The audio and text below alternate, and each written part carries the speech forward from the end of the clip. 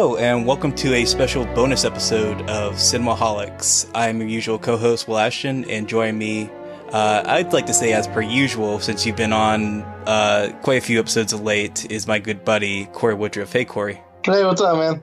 Not much. I'm ready to talk about what we're going to be talking about in this bonus episode. Now, I was trying to explain it to you earlier. This isn't the main episode of Cinemaholics. It's just like a little bonus fun thing we're doing, but we might dive into more stuff if we have the freedom or free time to do it. But I feel like, as you were saying earlier, the main movie we're going to be talking about this week might warrant an episode, maybe even 2 episodes worth of conversation, because boy, oh boy, does this movie kind of leave a lot to say. And that movie is Under the Silver Lake, which is the movie from, I'm hoping I'm getting the name right. Is it David Robert Mitchell or Robert David Mitchell?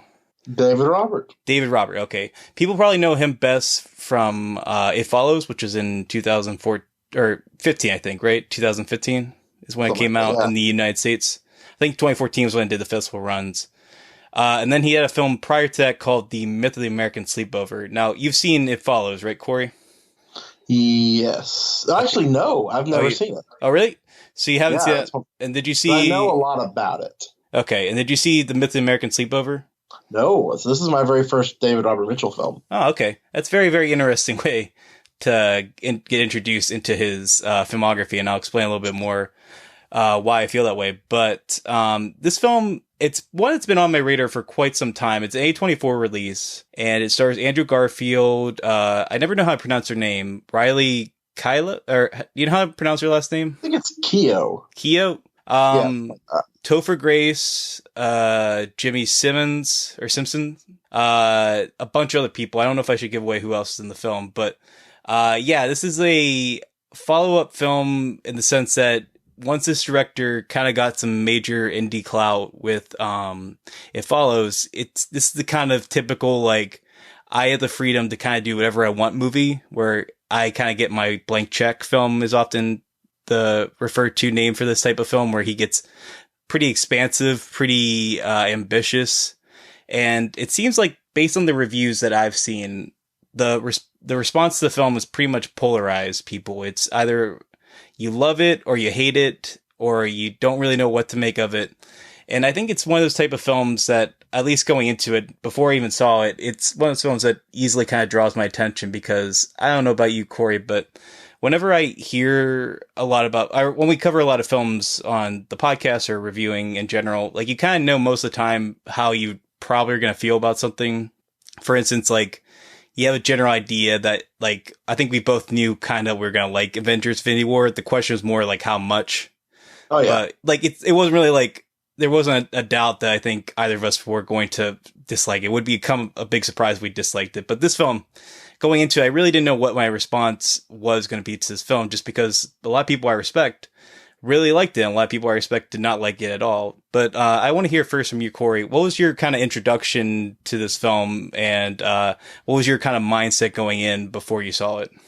Well, right now, my favorite working actor is Andrew Garfield. Oh, yeah? I really like, of everybody working right now, like, I don't know if there's anyone that's picking more interesting projects or is bringing more interesting things to roles, and it's really spacing out what he does just enough to where it's like an event when he stars in something. Like, you know, if I'm looking at his, like, recent filmography, like, he doesn't do a ton of stuff. Like, movie-wise, he's only made 1, 2, 3, 4, 5 movies in the last 5 years.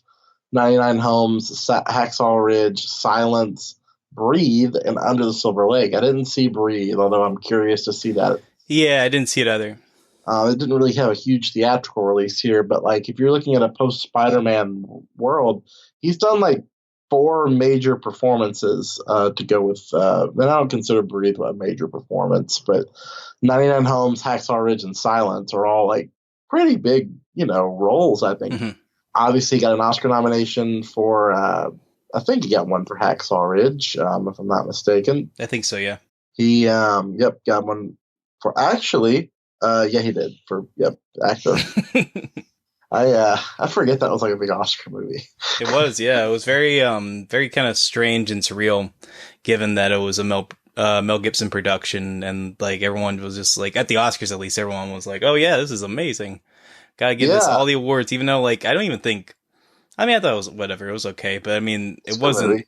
it wasn't really like the best film. And I mean, No. considering all that was kind of going around the controversy of who directed it, it was just kind of surprising that that film got the response that it did from the Academy. But I will say, I thought he did a really good job in that, and I agree with you. I don't know if I'm quite as high on Andrew Garfield as you are, but I do think kind of similar to Robin Pattinson when he left Twilight or Twilight Saga, he is kind of proven to stay out of like the blockbuster scene pretty much entirely and just chosen to work with kind of prominent or noteworthy filmmakers, just kind of diverse himself out and chosen to expand and kind of challenge and prove himself as an actor in many different respects.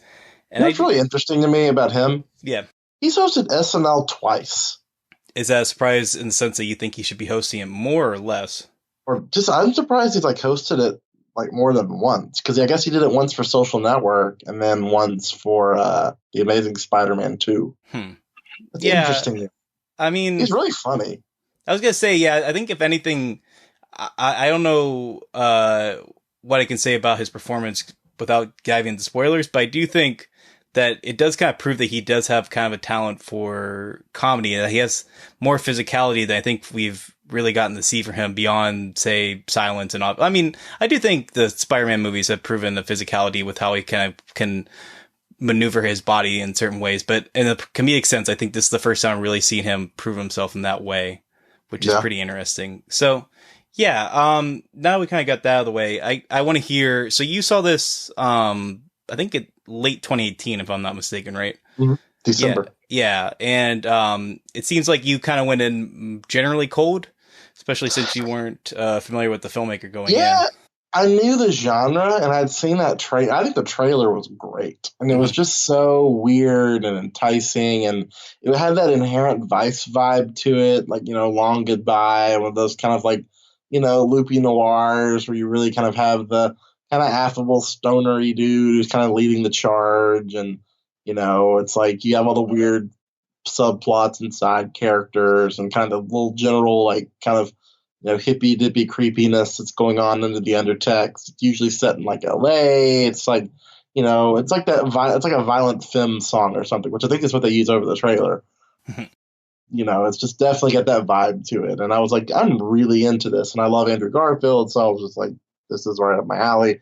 Because I loved Inherent Vice. Obviously, Long Goodbye is a classic. So it's like, yeah, there's a lot going on here that I'm like in for. And then when I sat down and watched it, I was kind of like, yeah, that's pretty much what I kind of thought it might be. But it had some things about it that I didn't expect. Had some things about it that I really liked. Had some things that I wasn't super, super crazy about. But, I think all in all, it was just like pretty much what I probably should have expected. Yeah, I mean, I should note that I just saw this movie, I think, less than 2 hours ago. So I'm still kind of letting it soak in. Oh, gosh. No pun intended, I guess, with the lake. Yeah. Yeah, but I think I'm generally with you on this one. Yeah, I don't quite know exactly how much I like the film, because I think that's one of the main reasons I wanted to have this conversation with you, is because I'm still kind of processing the film. I'm trying to figure out exactly where I stand on it, but I do recognize that this is really a filmmaker who has like a strong visual sense. I mean, certainly his work with the cinematographer, what's the guy's name?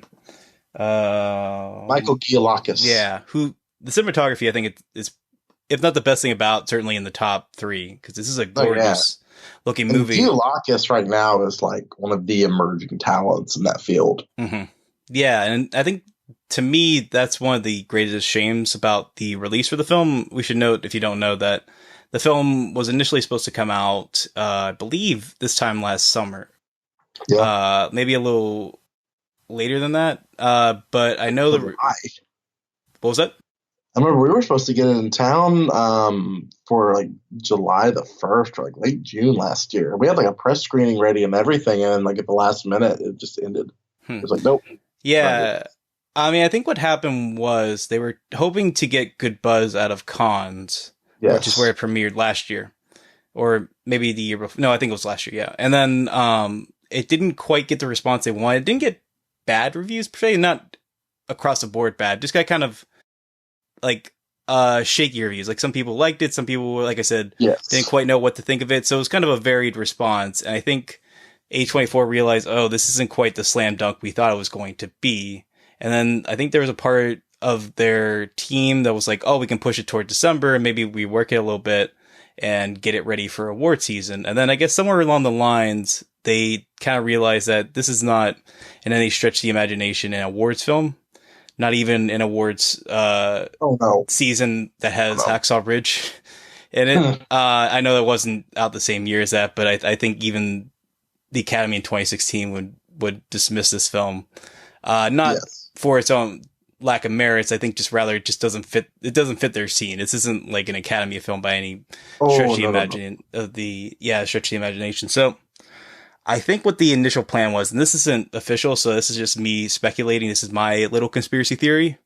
For the film is that I think what they wanted to do was they wanted to give it a spring release around this time in 2019, and I think they wanted to kind of do an underground marketing campaign where they were kind of promoting it to like sites like Reddit or sites that would kind of get soaked up in the mystery and maybe like watch the film more than once to kind of piece together the clues and like kind of figure out what clues are meant to be intentional, what's actual foreshadowing, what's like false red herrings and stuff like that.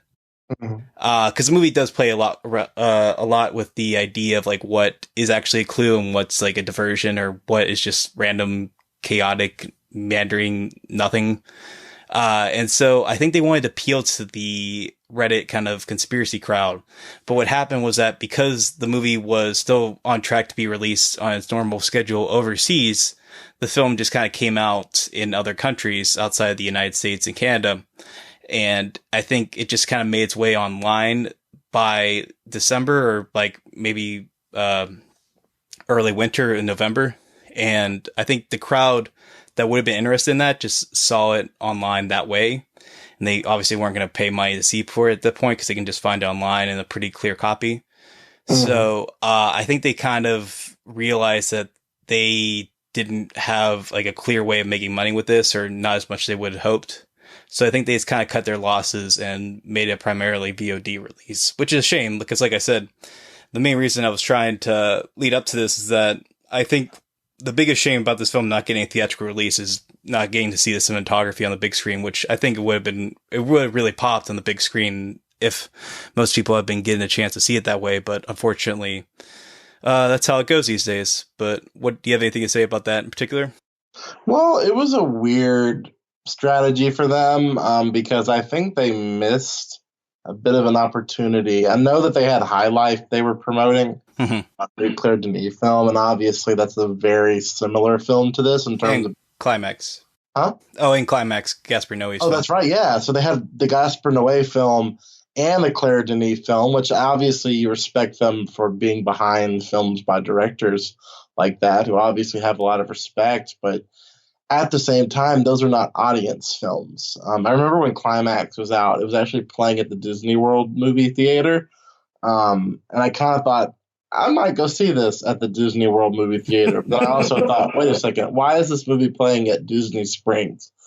And then I thought, wow, that's a fit. So I didn't end up seeing it, but I feel like they almost had to like choose, which non-audience movies they wanted to distribute because A24 goes like to the chains. Like they don't just stick on the art house circuit. They try to distribute their films all over the country. And that's why you would see Climax come into theaters at the AMC Disney Springs, which I hope no families accidentally would go watch that one. But, I think that there's this, gamble in terms of distribution that they didn't really feel comfortable trying to put so many resources behind this when they had films like High Life and Climax, which were doing much better with critics. Although I feel like this one is a missed opportunity because you could put this, it would be like a midnight movie or maybe a one-off showing somewhere and it would find its audience. Like I think this will develop somewhat of a cult following. I know that that's not, again, like some people note, there's an irony that you can't really say this is a cult movie because it has to kind of organically earn that status. But I think this movie is one that people will begin to kind of think about, like, hey, what happened to this? Or, oh, Andrew Garfield was in this. And you sit down and watch it. I think that David Robert Mitchell has a really big career ahead of him. I think this is kind of just going to be one of those things where he had a small movie that's actually kind of bigger for him, and then he goes to do something else, and he'll maybe go back to horror and kind of be happy. But it's a weird thing. I think A24 should have had more faith in it because I think High Life is proving to be very divisive Hmm. in the like audience community. I have some friends that have seen it that are really definite cinephiles, and they just kind of look and go, I didn't understand what I watched. And then I have other people that are like, yes, I understand everything. So I've not seen it. I'm looking forward to watching it soon, but I think that definitely there is too much. Like Eighth Grade was a definite audience movie they had last year. I think First Reformed is not an audience movie, but it's an easier sit than a lot of these films. So respect to them for distributing films like this. I think a lot of that studio. I know it's kind of becoming a cliche thing that you like that if you like independent film, but they really are the forerunners right now in terms of distributing cool stuff. So I respect them a lot, but at the same time, I don't think they did this movie justice because I think it got dumped. I mean, if we're gonna be honest, like they dumped this thing, and I think that this you could have pushed this into the summer and it would have found an audience on the art house circuit at least. Like I think their distribution model is a little bit erstwhile. I don't know why they're so dependent on putting these things in the chains. Otherwise, just to recoup funds or to try to find those audiences that don't have access to the art houses, which I do respect. Now, if that's the angle, I appreciate it. But at the same time, I wish that they would have given this a bit more of a wider run, or have not just gone straight to VOD, because I do think that there was a little bit more there that would have found more of an audience. Yeah, for sure. I mean, I do think ultimately, in the grand scheme of things, as far as A24 is concerned, I still have immense respect for them. I think what they do, like you said, for independent art house films is very commendable. And the fact they've been able to distribute a lot of these films to pretty much a wide audience, or as wide as an audience as most of these movies could hope for, is certainly respectable and commendable in a lot of different ways. But yeah, I hope this is a fluke for them as far as their distribution cycle is concerned, because I am worried that we might have more kind of fallouts like this where they don't 100% know what to do with certain movies, and then they kind of fall through the circuits like this. And because it's easy to kind of forget that this is a fairly young company. Like, we put a lot Mm-hmm. of credibility into them for, I think, good reason, but at the same time, we have to remember that, they're still kind of getting their bearings in a lot of different respects. And I think this one kind of threw them off their axis a little bit. And, I think they tried to handle it as best they could, but they made the mistake of not just, I think, chugging forward with it last summer and just releasing it, semi-negative reviews be damned, just kind of like putting it out there and being like, we'll let the audience see if they like it or not. I think that would have been a little more respectful and a little better for the film. And I think they would have been, I don't know if it would have been profitable, but I think it would have been maybe a little more well received than it ultimately was. But, at the end of the day, like you said, I think this is a cult film. I think the audience who wants this film or who's going to find themselves appealed by it are going to seek it out, or they're going to find it, or they're going to hear about it from their friends. So I do think in some way or another, through some mechanism, they're going to find this movie, I hope. But, I do kind of wish there was a way that in a more perfect world that we could have seen this movie in I guess a little more traditional release schedule. But, these things happen. And, I'm still glad I ultimately got to see it. Even if it wasn't the optimal way of seeing it. But I guess now we kind of dived into our initial kind of early thoughts, and as far as just explain the broad overview of the film. Do you have anything else to say before we go into spoilers? I would just say that, if you're thinking about watching it and you don't really want to know what's going on, like this, you're using this as a review to springboard you. No, it's a challenging film. And I think that, that David Robert Mitchell made it to be like that. Like it's almost 140 minutes. I mean, it's dense. It's very late. It's challenging in its ideas. It's very ambiguous in certain areas. It's very reality suspended in certain ways. In some ways, it's kind of obvious. Like it's a rewarding film if you're into this sort of thing. Like I think that's the main modifier for it. Is like if you like movies like this, and you like a little bit of macabre, you like a little bit of just kind of weird, like Inherent Vice, but for a more modern audience. Like I think that's the film I think I'm closest to in terms of if you liked this, you might like this. Because if you hated Inherent Vice, I don't know if you'd like a movie like this because it's very much honoring kind of the Robert, Chandler traditions almost of, these old like noir type, not Robert Chandler. Who am I trying to think of? I don't know who Robert Chandler is. Wait, hold on. The great tradition of Robert Chandler. No, Philip Marlowe and Raymond Chandler. Oh, okay. Going back to the old like noir, like because it all goes back to The Long Goodbye. That's the original Stern noir that like kicked everything off. So it's like, and then obviously you go back to the 40s with movies like The Big Sleep. I mean, we can list all the noirs out, but that type of movie has continued to evolve over the years, and this film is like a modern update on that type of film. So if you kind of appreciate the history there and you want to see that evolve more towards a millennial slant, then I'd say, yeah, give this a look. But if you don't like movies like that, then you might not get these 2 hours back. And there's nothing wrong with that. Some people just don't like these types of films, and that's okay. But I definitely do, and that's why I was really happy I watched it. Yeah, I'm not too far off from what you're saying. I do think ultimately even if you don't think you're going to like the film, I do think if you think that this might have some appeal to you, or even if you don't, if you think that this may not be your thing, I'd still at least give it a shot. I can totally understand if this is not everyone's bag. I mean, obviously the polarized response seems to suggest that it's definitely not working for a large number of people. And, I think in many respects that makes sense. I also think some people are selling the movie a little short, but that's how these things go. But, yeah, it's definitely a challenging, sometimes frustrating, and, pretty often hard film to sit with.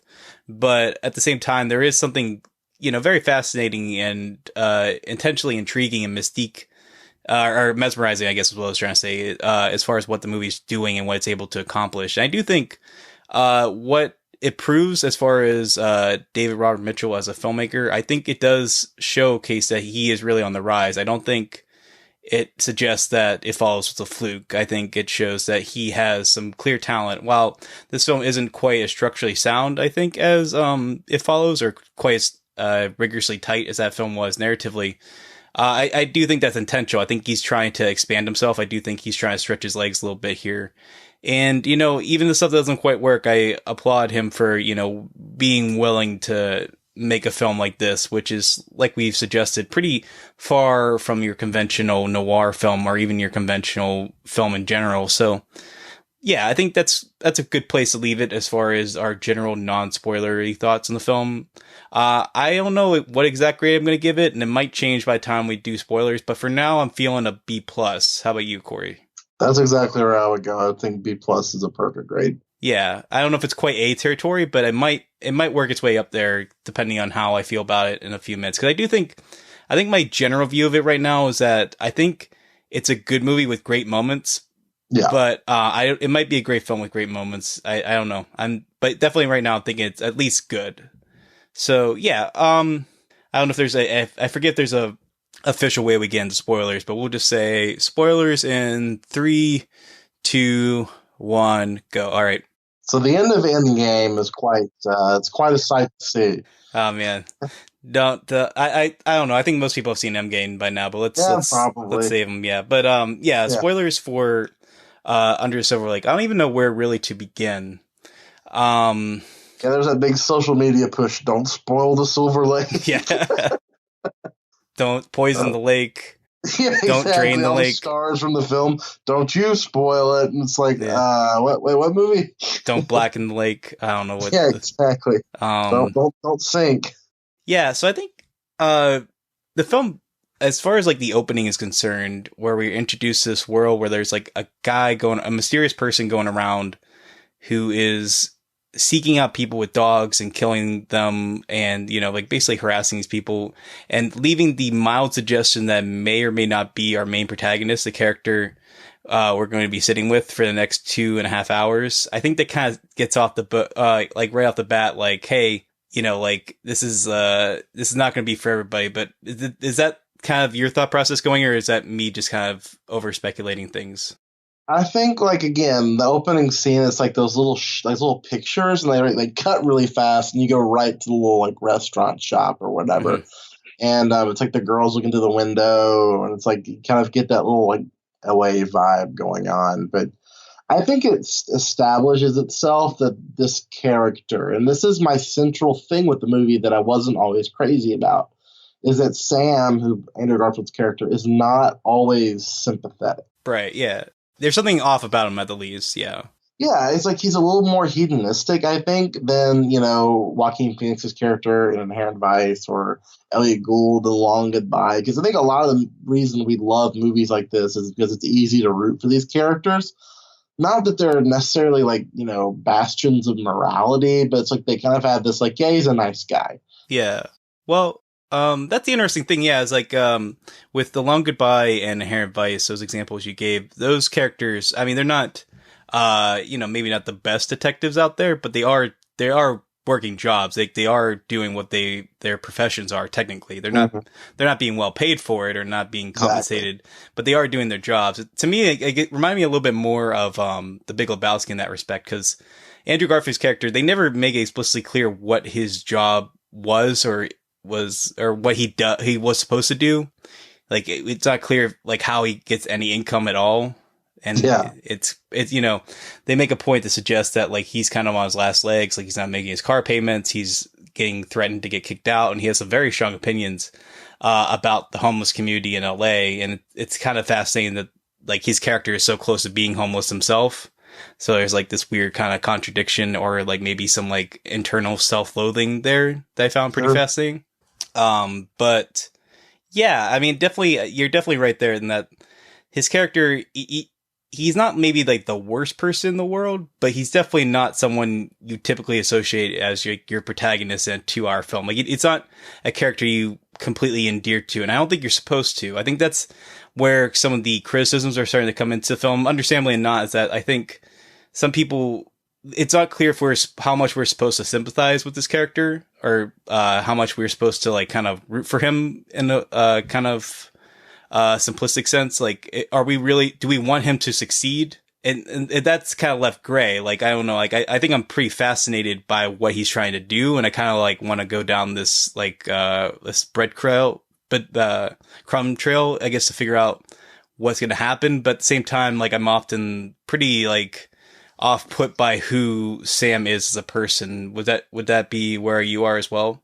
Yeah, I think there are moments where it's like, I don't not like this character, and I like Andrew Garfield. So it's like he kind of naturally puts off this vibe of, yeah, I like him. But in this movie, it's like there are moments where he doesn't always make the best decision. He kind of has that dual relationship with the girl who you think is his girlfriend, but then he also kind of wants to get to know the girl he sees at the pool that drives the plot. And then, there's just kind of this, I think one of the central themes of the film is kind of narcissism, and a very much a 21st century form of narcissism where, and maybe it's more like it's very, geographically centered in LA, and just this sense of like people are just kind of out for themselves to have a good time. And it's like you have this guy who's on this big quest to try to find all these answers, but he's really not trying to find them for any other reason than his own interests. Like he's really, because he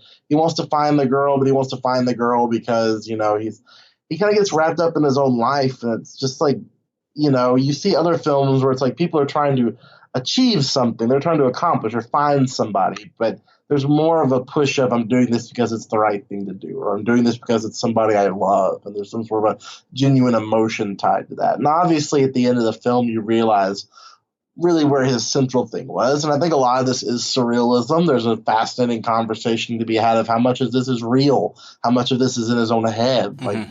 there's just like this whole, especially the scene with, we'll talk probably a little bit later about the songwriter and how bizarre that scene is, and the ramifications of that, and potentially what it means for the whole picture. So I don't think he's a character we're supposed to root for, but in the end, I think that Mitchell wants us to all to see a side of ourselves in him, and see that, he's just kind of a dude. He's not really a bad person, but he's just kind of a self-pleasing person that kind of is a little bit lazy and, kind of running by the skin of his teeth. And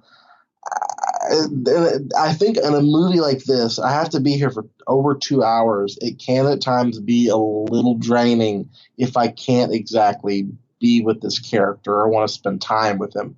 Because this guy, there were moments where I was kind of like, I really don't know if I care what happens to him. While I'm at times fascinated by his goings on and what he's seeing and the story that he's in, I don't always care about him necessarily. And I think that maybe that's the point, but I don't know.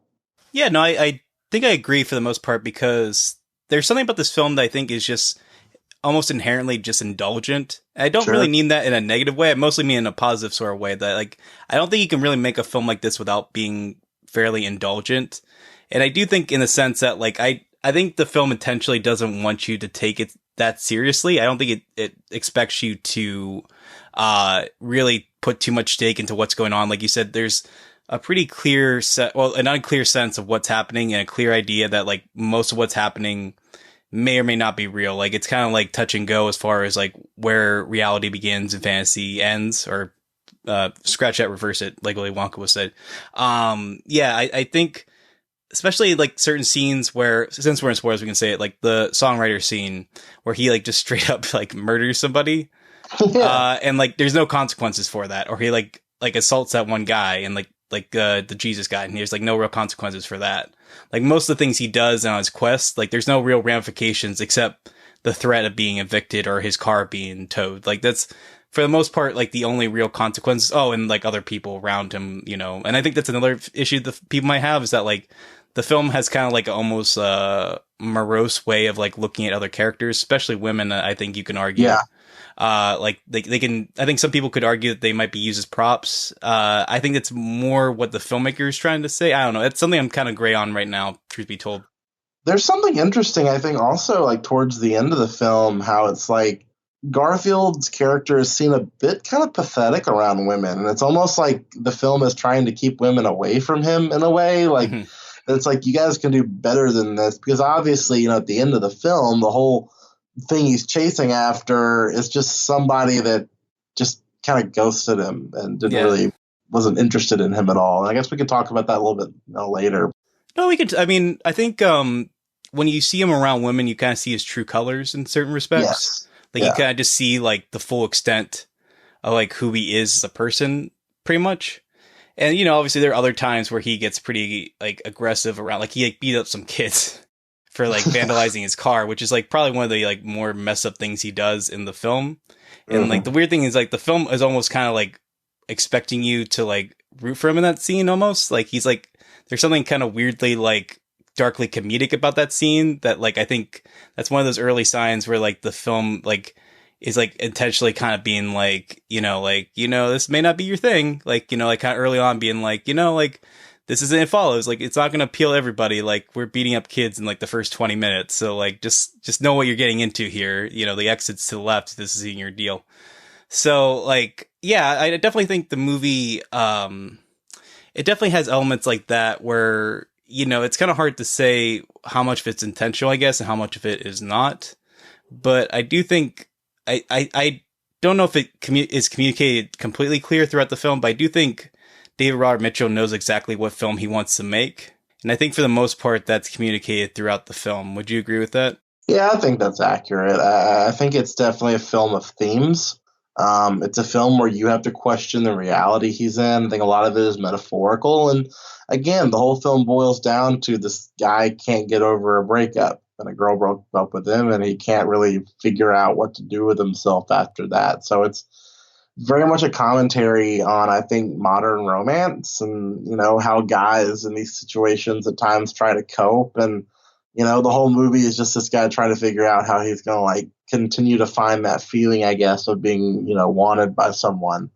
And he goes through all these lengths because he thinks this girl might have liked him. And at the end of the day, the whole thing is, no, the girl wasn't into you. She just saw you and was being nice. It kind of reminds me of a little bit of the discourse around 500 Days of Summer. Yeah. Where it's not 100% clear. Like, I think one's appreciation of that film often depends upon whether you recognize the film as like sympathetic towards that character or as kind of a critique or commentary on it, or that genre, like that kind of like male fantasy, or it's another film that kind of twists and turns between like realism and fantasy there. Sure. Where it kind of reminds me of that in the sense that like this film, I think it's very dependent on like how much you accept the film as like you said, more of like a commentary or a film about themes, or you see it as like kind of expecting you to like or sympathize with Sam as a character. And I feel like more so than 500 Days of Summer, this film, I think it's a little more reserved, I guess, in its portrayal of its characters. I think it's intentionally kind of taking like a stance away from sympathizing with any of them. I think Sure. in that sense, it might seem a little cruel to some people, like especially how it's willing to, kill or injure a lot of its supporting characters might seem a bit shallow or like inconsiderate. But yeah, like I think, like you said, I mean, this is definitely a film, like you said, about themes. So I think I respect it in that regard. And ultimately, I have to see the film as what it's trying to do and not, I don't know. I think I'm ultimately on its side more than I'm not. Yeah, I think I am too. It can be enthralling. Like you look at the scene where they go down to the kind of the bunker bar and like, where he goes with Zozia Mammoth's character and they're like partying a little bit and just the way he shoots that scene, it's just so fascinating. And it does a great job of building tension, of dragging the story along. I think that he's much more interested in trying to tell the story and get you fascinated. And yeah, we actually are going to bring in the owl woman and we actually are going to connect all of these dots and take you in that direction. We're not gonna, at least in this film sense, pull the rug out from under you in a way where you have to be subverted. No, we're actually going to take you in this direction and take this thing down to the end and keep it consistent with the weirdness and kind of that like, almost just like, gothic Wes Anderson twee almost. It's like this kind of 70s, it's kind of spooky. Like I don't know, it's just it's like that vibe that it's like Tim Burton-y almost, where it's just like like the Vampire Band, and it's just like it commits. And I think that this director wanted this film to commit fully. Yeah.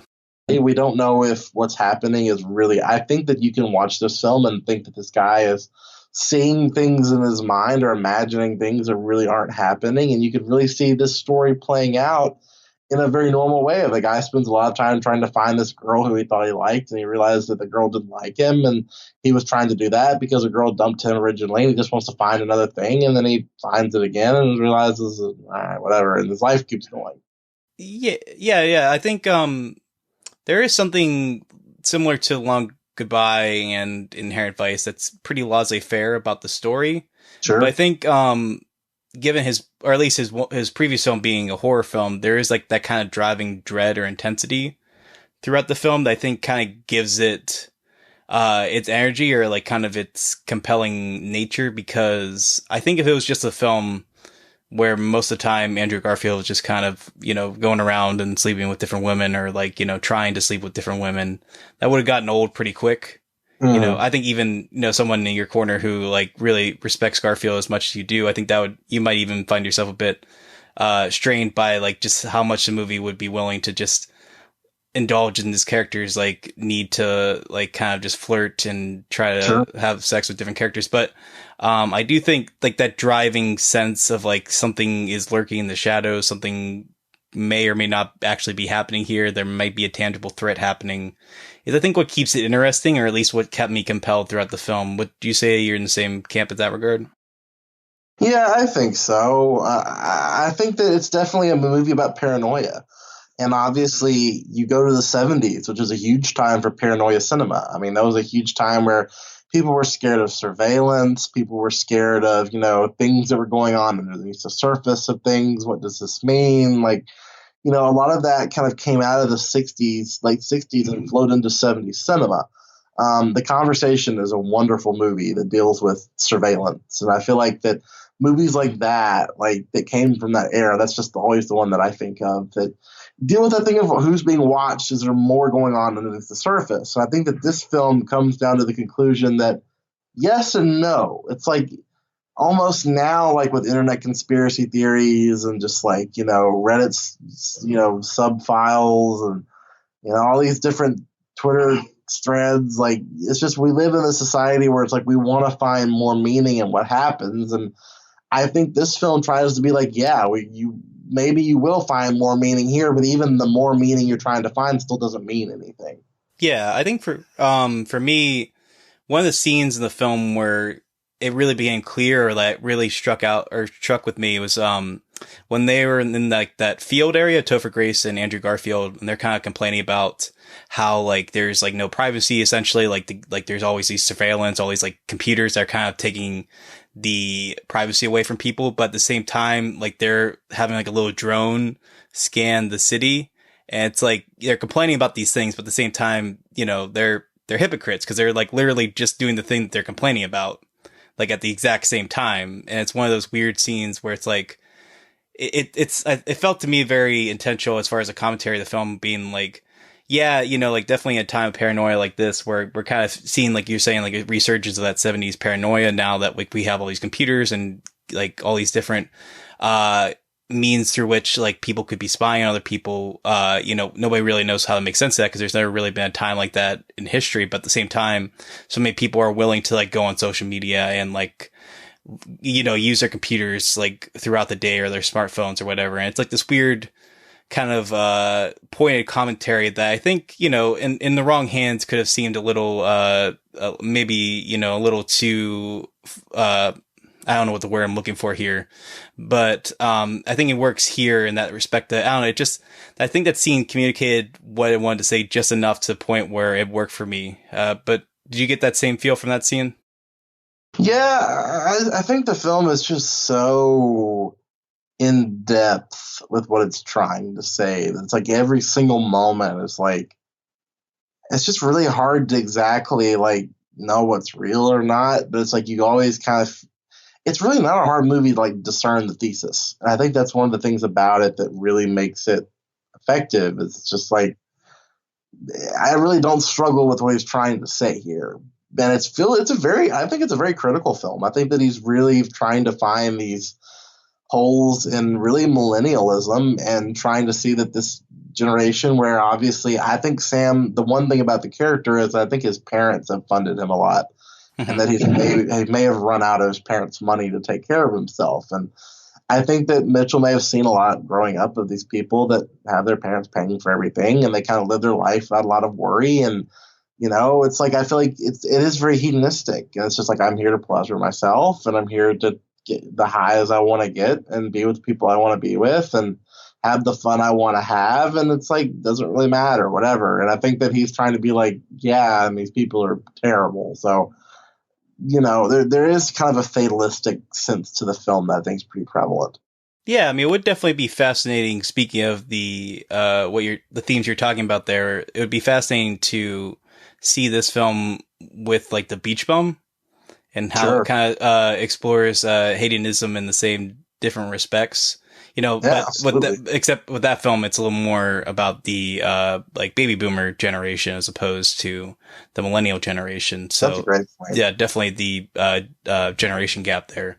Similarity and differences in many different respects. But yeah, going back to your earlier point, yeah, I do think a lot of the themes here are a lot of the commentary that's meant to be gleaned here is it's not like on the nose, but it's not hard to, get, like obviously like having the main musician that everyone's appealed with being Jesus, it's a commentary on like, celebrity worship, and like how a lot of these characters are kind of like obsessed with like film and entertainment and pop culture.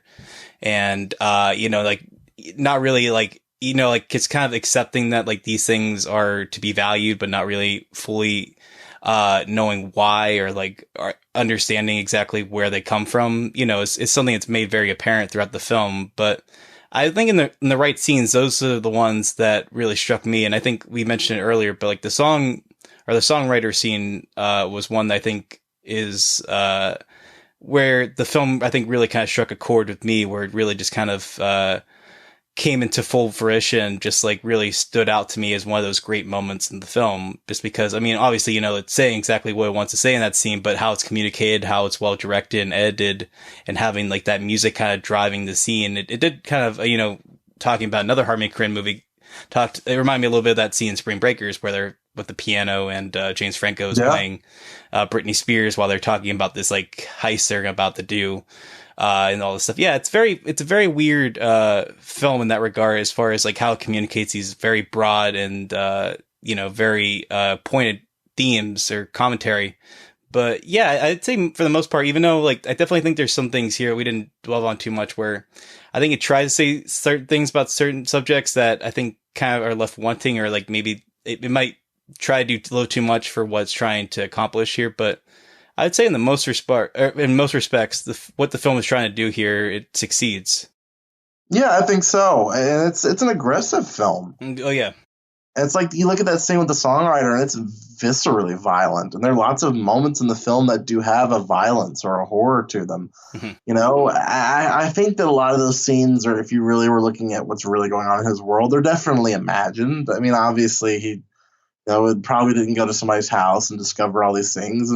But it's like, it's kind of that journey that a lot of people, that millennials, I guess, go on, where you have to like see life for how it actually is, and not how you kind of want to have it in your head. It's like the music you love. Yeah, it did come from a corporate side of things, and it was manufactured at times to meet a grander audience. It's like, there is this like, inevitability that's like, dreams versus reality that a lot of people that are younger go through. And I think that the film really digs at that and almost has some fun with trying to like use that as in and of itself its own horror. And I think it's a wonderful film that meets we're kind of getting more millennial cinema going. You're beginning to see more like, I'm not a huge fan of the film, but Unicorn Store, I think, is one of the very first films to really deal with that. Mm-hmm. Fresh out of college, don't find a job type of, malfeasance, still living at home and dealing with things that lots of folks that are like 20 to 32 are dealing with. And I think that it's a slice of cinema that, people who are living it or have lived it have had to go through it to tell those stories. And I think this is one of the very first films that I'm sure a lot of people who are a little bit older might not connect with, but it's because they're not really there. Yeah. I'm smack dab in the middle of it, so I can definitely see where there's a bit more of an alluring factor, I think, to younger audiences, and I ultimately think that's where it will find its most interest. For sure, yeah. I mean, going back to what you're making the comparison to Unicorn Store, I mean, similar to you, that film didn't really appeal to me. It didn't work for me exactly. But I see a film like that, and I look at another film like Garden State, which, mm-hmm. obviously that film's kind of ridiculed now, I think, as being a little hokey and cheesy. And, I mean, I can't dismiss that. But I do think at that time it spoke to that generation, that kind of aimlessness, in a way that felt very, like, stark and real.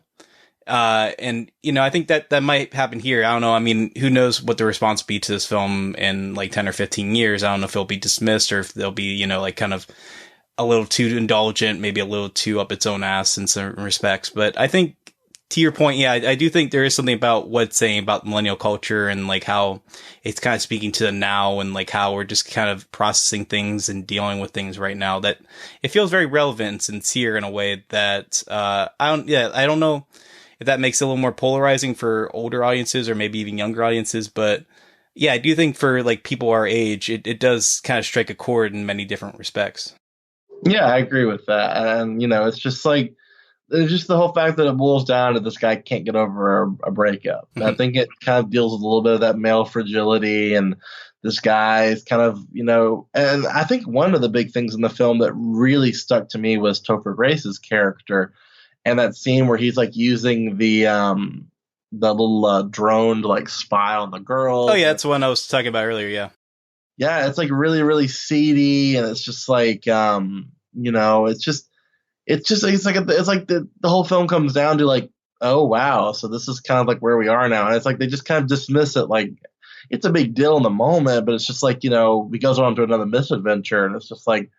It is very hypercritical. It's just like these characters just don't care. They're just sitting there watching these girls in a very private setting, and it kind of just flows into something else. And I think that the film wants you to feel uncomfortable at times because it's like, yeah, this is probably just how life is in certain places.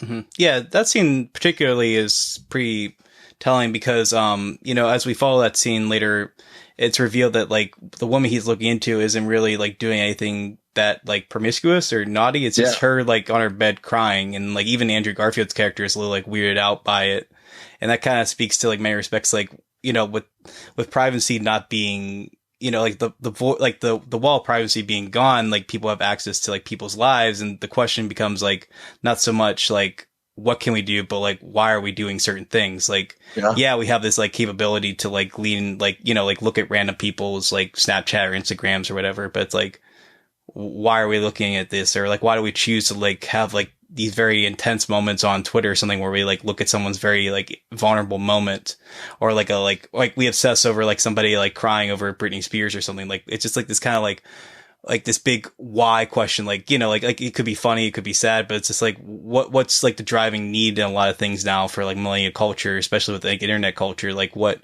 kind of drives people to like have this intense fascination with other people's lives now that we have like this technology to like look into other people's lives in this way. Yeah, it's like not even so much like what can we do, but like why do we do what we do with this technology? And yeah, it's definitely it's a very telling film in that regard. But yeah, I do wonder, yeah, like we were saying earlier, once this film gets a bigger audience, what the general response is going to be from other people. I don't know if it's going to grow. I think it will, but I do wonder if that might turn some people off more than it invites people in. But it sounds like we're thinking that it's probably going to get a cult audience more than likely than it's not. I think it will develop its following in the film community, and I think there'll be this, like, you know, an indie circuit of folks that will discover this film and they'll watch it. And I think it's a film where you can maybe find your own message in it, which is kind of the irony, since it's a film where this kid's just going around and finding things and no power. But, you know, it's just you know, I think that you've kind of hit the nail on the head. It is a film, I think, about you know, how desensitized we've become to the lives of others. And there's a whole movie, you know, Lives of Others, that kind of deals with this whole, you know, idea. It's great like, movie. Oh yeah. It's like, there's just this whole, again, like you just think about social media, and it's just like we've become desensitized to what people see about us. I mean, it's like we're not just watching people's lives, we're being watched. And it's like, do we even care about that anymore? Like, you know, do we, like with Facebook's privacy stuff and they're taking information and selling it? It's just kind of like, do we even care that people know what we're doing anymore? It's just like the walls are beginning to kind of tumble in our lives. And you wonder like how much it's worrisome that we're watching others. But it's also like with Sam at the very end of the film, it's like he knows that society of people is, now they know he's there and they've marked his apartment and they're like, you better not say anything. He doesn't really seem to care. He's just kind of like, all right, whatever. And there's almost like this apathy that like, oh yeah, these crazy people that, you know, have this secret society have now marked him to where if he says anything, they're going to come get him. And he's being watched himself now. But he almost kind of laughs like, oh, whatever. And it's like you could really see that character not really even responding to that after going through all of these crazy things. So it's just like, how much do we care about what we're watching, and how much do we care about us being watched? Or is it just too late? Are we just in a society of vision now where it's like privacy is kind of a thing of the past? I don't know. It's a kind of a fascinating conundrum. Yeah, I mean, especially that last shot that you're referring to with the apartment. He's like literally on the outside looking in. I mean, that's how I read the shot, at least. Yeah. And, you know, like you said, like now he has all this information, you know, like some of it is kind of, you know, whatever, like random occurrences, and some of it seems to be like pretty profound and like life altering.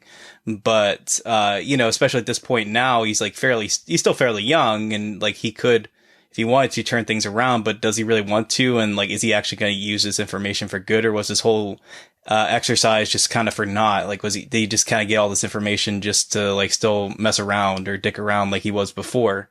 And I think that's another thing too about the film that I noticed, that it's like, there's a lot of like phallic imagery throughout the film, you know, directly and otherwise. And I think that's kind of like the director here kind of winking at the audience and being like, I'm kind of dicking around with you guys. Like, you know, like I kind of want you to enjoy the film, you know, get some of these ideas out. But at the same time, I don't want you to take it too seriously. Like, don't obsess about like this character is like this shouldn't be like your mindset here. Like, I'm just kind of jerking your chain a little bit. Like, just have fun.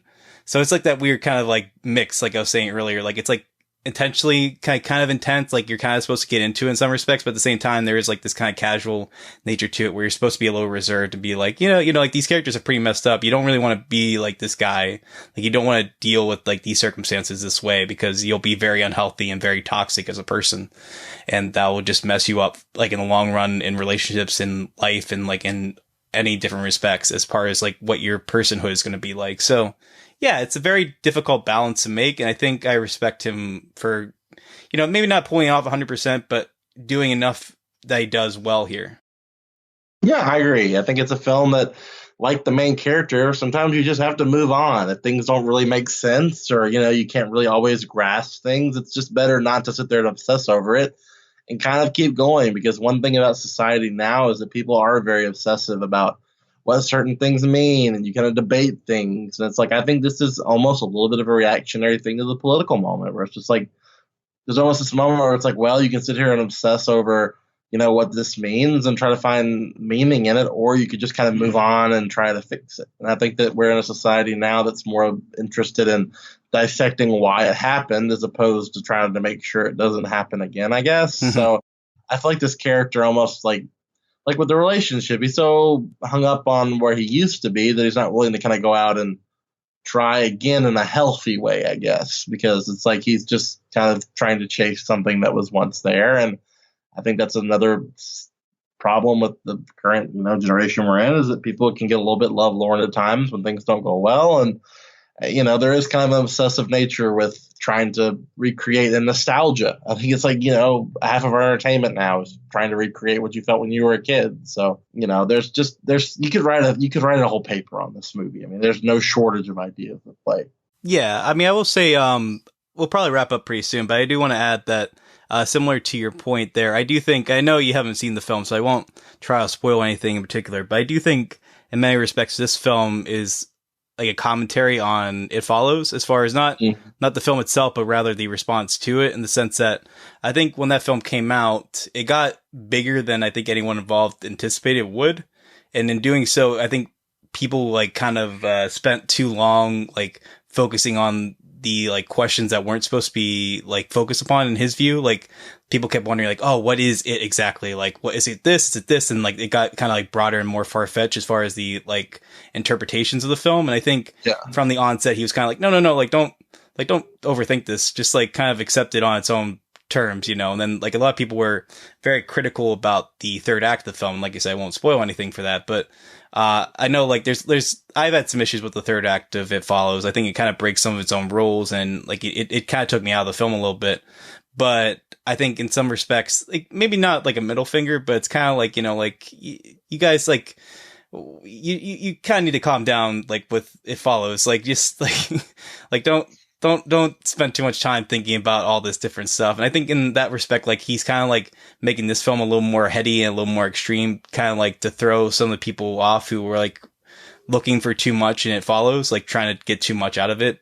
And I don't know, I think that's kind of a fascinating way to go about it. I think it certainly is alienating, and it does, limit your audience after making a very accessible and appealing, kind of, horror film that was able to kind of like work its way from indie to like mainstream success, and this is certainly one way of going like, well, maybe I don't want that mainstream success and kind of like, snatching half the audience away or turning half the people away, kind of like, Southland Tales to Donnie Darko. But, yeah, it definitely makes me curious to see where this director is going to go next. If he's going to do something, like you said, maybe a little more low key and horror based, like he said, like he did before, or if he's going to do something maybe like his first film that's like kind of like a casual hangout type of film, because this third film of his does feel like kind of like a mix of both, like part hangout film, part horror film, and then also kind of its own thing at the same time. So I'm curious to see if he's going to make something even more crazy and extreme after this, or if he's going to reserve himself to something a little more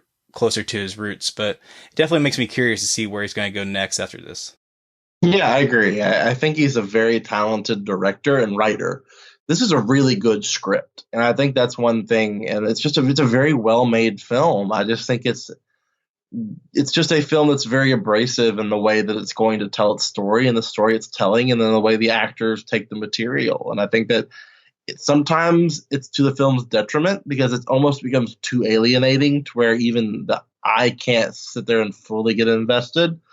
Not that it sacrifices the movie for the message, but I think it, by and large, does a really good job of what it's trying to do. But I just think that's it's the central key that this is a movie that's supposed to be a little off-putting, and it's like I can appreciate that, but at the same time, in terms of just a pure entertainment, movie watching experience, it does make it a little bit more of a kind of a head scratcher. Because I think that most it all makes sense. I think there are little elements of the story that really don't make sense, like the whole thing with the owl woman. Like it's just what's that trying to say? Is it just really trying to build an aesthetic? And I think part of it is he's a horror director. I think he wanted to deal with some weird stuff, and it kind of ends on its own little note of being like, hey, this is the story we told. If you liked it, you liked it. You didn't, whatever. It's like I don't really care myself. So and I really do respect filmmaking that's that kind of unapologetic for how it wants to tell its story and being that kind of a film. I really do admire that, but at the same time, I think at times that can create a space where it's just not quite as accessible as some of his peers. Yeah, no, I get that. I do think, to the point of the owl woman, I do think there's like certain elements of the film there in the film just kind of mess with the audience. Like for instance, I agree. Like when like that squirrel like randomly dies at the beginning of the film and it, like looks at Andrew Garfield like straight in the eyes before it like dies, or like that like dream sequence where like that woman or that man, I guess, who's like dressed like Elvis's granddaughter. I always forget how to pronounce her name. Riley how do we pronounce her last name? Keough, I think. Keough. And he's like eating a deer. It's like that doesn't really lead to anything. Like I think those are like kind of like intentionally like false misdirections that were just kind of placed in the film to like kind of like intentionally kind of get you in the confused mindset of your main character. Like, I think in the grand scheme of things, like a lot of the stuff doesn't really add up to a lot. It's like random occurrences that just kind of coincidentally happen, which kind of leads it back to like Inherent Vice. Cause that was like the whole thing of that film, was that like really at the end of the day, that film, it tells itself as a mystery, but for the most part, it's just like a character drama or a dramedy of some respects, where it's just like a guy kind of trying to figure out his own life while thinking that he's like kind of figuring out this bigger thing about a grand conspiracy, when in that film it was mostly just like a bunch of like weird contrivances that just kind of loosely connected together in an odd sort of way. And this film, I don't know, I don't know if I can feel comfortable like placing it in any clean comparison. Like I think the closest I could say it is like we were saying Long Goodbye, which seems to be a direct influence on the film. But like I think like it's not exactly Big Lebowski, it's not exactly Inherent Vice, it's not exactly any other film we mentioned here. It's just it is a lot like its influences, but at the same time it is its own weird little thing at the same time, and that does make it pretty fascinating. Yeah, and it's like you just don't know exactly how much you're supposed to read into it, because it's like you could almost see like the director listening to this podcast and being like, yeah, you guys read way too much into that. And just exactly, like, yeah. So we're kind of feeding into his hand here. Yeah, exactly. Yeah, so that's what I kind of like about this film. Yeah, I think it's like made for both audiences. I think it's accessible enough for the people who want to read enough into it, like that it rewards them, or, it makes you feel like you're being rewarded. But at the same time, I think like we said earlier, like I think in the general broad scheme of things, like I don't think he wants you to like look that deeply into things if you can help it. Like I think you can appreciate what the film is trying to do in the broad sense if you just appreciate like on its own terms. Like you said, it's just like about a lonely guy who just like he didn't accept the breakup particularly well, and he's like trying to find meaning or purpose in life, and he's just kind of going on this wild goose chase, which may or may not lead to something substantial. But it seems like in the grand scheme of things, he's still probably going to live his life the way he was before, and it's probably going to lead to him being what he hates, which is like a bum on the street. So and that's I mean, maybe it's me, like you said, reading too much into it, or maybe not. I don't know. And it's fascinating. The film really does have that kind of stigma against the homeless, but it's the homeless person at the end of the day that kind of almost kind of keeps him from being, the Fisher King guy you're talking about. Yeah. He's like kind of like the moral compass of the film. And he is played by David Yao, who's a really good character actor. Oh, I think I know who you're talking about. I have to look into him though to know for sure. But no, this is a different guy. No, this guy, actor is Nevada. This is the guy from the Jesus Lizard Band. The Jesus Lizard Man? They're the band. I thought that was like a Oh. big band or something. I don't know. Hmm. It seems like I thought this was the guy from Macon Blair's film. Oh, I Don't Feel Home in This World Anymore? Yeah, which I'm a big fan Yeah, of. I love that film as well. Is it this guy? Yeah, it is. That's the guy from that's that guy from I Don't Feel Home in This World Anymore. It's the homeless king. Oh, really? Okay. Yes. So if you'd like to know, hey, I noticed that guy. That's where you might have noticed him from. That makes sense. Yeah, I knew he looked familiar, but I feel that way about a lot of actors. Like I know I'm seeing him from something or another, but like Andrew Garfield, like I know like this connects to somebody or another, but I don't know how it all connects in the grand scheme of things. But I think that's a pretty good place to wrap it up for now. I mean, are there any other thoughts that you have about Under the Silver Lake that we didn't talk yet? The only big thing, one, I'll never look at the Nintendo Power or The Legend of Zelda ever the same way again. I liked the score a lot. I think Disasterpeace. Oh yeah, that's great. Has done some really cool stuff. He did one really recently. I really liked Triple Frontier. I liked the score. Oh yeah, that was good. So he did a good job there. But Michael Giolakis, I think, is like he's done Us this year, and it's obviously one of the best shot films of the year. And like he's the guy that I'm really excited to see where he goes. He's like kind of building his genre resume up to be quite impressive. He also did Glass, which I really liked the visual style of that film, although I'm not the world's biggest fan of it, kind of as a general, just a movie. Yeah, same here. He's done some really good genre. He's shot Split with Shyamalan. He's a really cool genre cinematographer right now who I think is going to begin to build some more clout.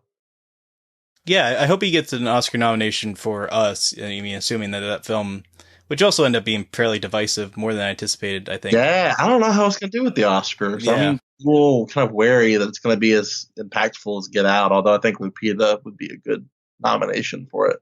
Yeah, we'll see. I don't know. I mean, it's still a fairly young year, so I don't know. But I mean, that's certainly up among my favorites of the year, so I would love to see it get recognized. And, obviously, that what's the guy's name? Michael Giolakis. Yeah, I would definitely love to see him get some more consideration somewhere down the road because, he's a fantastic cinematographer, and I do think he has a very bright future ahead of him.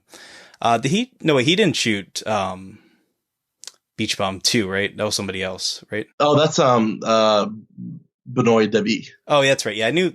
Yeah, we were talking about this earlier in an earlier episode that those are two cinematographers who are very much, I think, like our young kind of like Manuel Lubezki, Roger Deakins kind of up and coming cinematographers who seem to be really proving themselves time and time again with these films they're doing. So I don't think I have anything else that's coming to mind as far as what I wanted to say about the film. So that's a pretty good place, I think, to wrap it up. I think so. Yeah, before we got a little too Joe Rogan-y in our broad theses about the film and life. But Corey, thank you so much for joining me in this little mystery exposition of ours. I hope we came out on the other side better than Andrew Garfield did in Under the Silver Lake. Yeah, seriously. Hopefully we have a little bit more meaning going on in this podcast than you did in the movie. Though I wouldn't be surprised if we listen back to this and it's just like us meandering over and over in circles, which, would be fitting, but... It would be quite apt. Yeah, but we'll see. But in any case, I really appreciate you coming out and helping me figure out this film a little bit, and hopefully maybe drawing some of our listeners to seeing this perplexing but hopefully rewarding little film that we saw. Yeah, agreed. Anytime. All right, man. Well, that'll about wrap it up. Thank you guys again for listening, and check out the main episode with John later this weekend. Until then, over and out. See ya.